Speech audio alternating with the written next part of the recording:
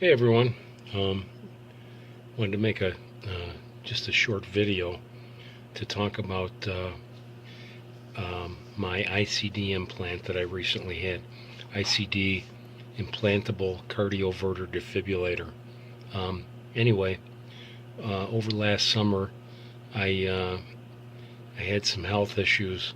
It's kind of out of the blue. I haven't been to the doctor for a long time, but I was feeling okay, and then about midsummer, started started feeling tired more, made excuses for it, but then I started to retain fluid. I didn't realize what was happening at first, but I thought I was just bloated, drinking too much beer.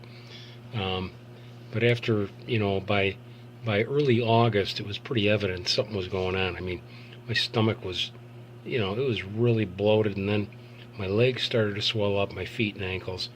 Bottom line, finally, I had to go to, I had to see a doctor. Something was going on. I realized it. So went to see a nurse practitioner, had an EKG, put me in the hospital right away. I spent an overnight in the hospital, and I was diagnosed with congestive heart failure. Um, so not really clear why. I've had a lot of tests. It doesn't look like it's coronary artery disease. My arteries are clear. No high cholesterol, none of that stuff. So it could be genetic, not really sure, but I have congestive heart failure. And I also have a low ejection fraction.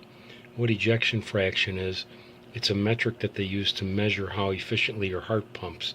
So it's the ratio of how much blood is in your heart to how much blood gets pumped out when your heart contracts. And in a normal person, that ejection fraction number would be 50 to 70. That's a normal healthy person.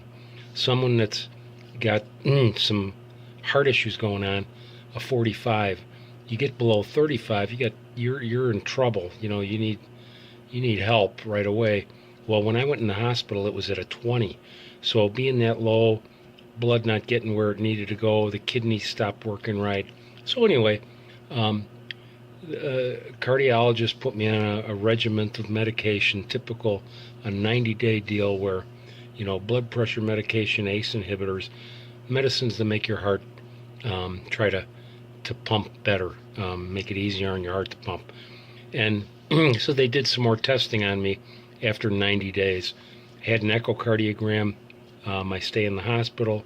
That's where they get the information on how your heart's pumping. I had another one done at the 90-day mark, and they expected to see pretty good improvement because I think they blamed my heart failure on my drinking, because I was not a choir boy. I'd have 6-8 beers every night, and over a period of years that can have an impact on your heart. But generally, if you stop drinking, those issues reverse. That's what they see. Well, in my case, I stopped drinking cold turkey, and they really didn't reverse. It didn't return to normal. So that's where they're thinking it's something genetic or just in the DNA.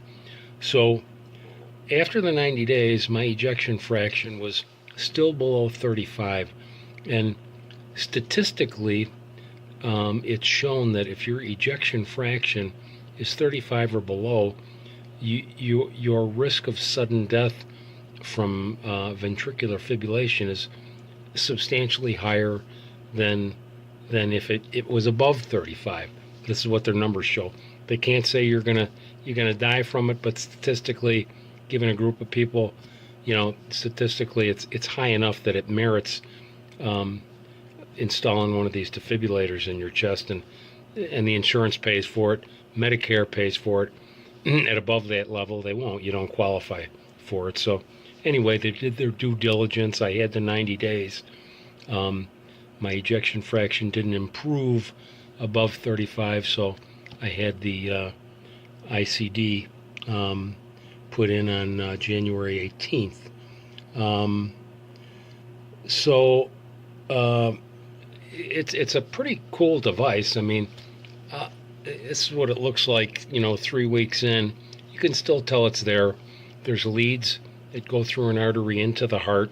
One of the leads is a sensing lead, senses how your heart's beating.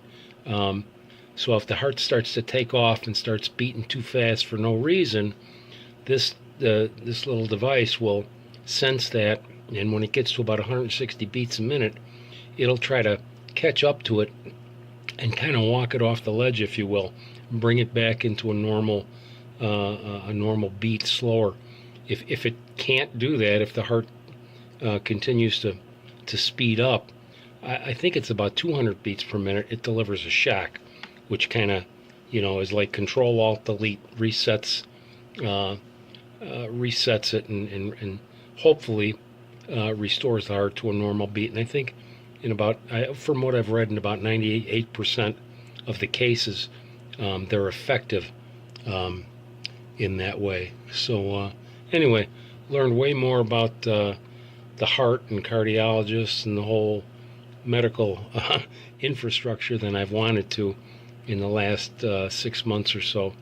But just kind of wanted to tell my story, and I'll post more videos in the future as I continue to kind of live through this thing. So that's all for now.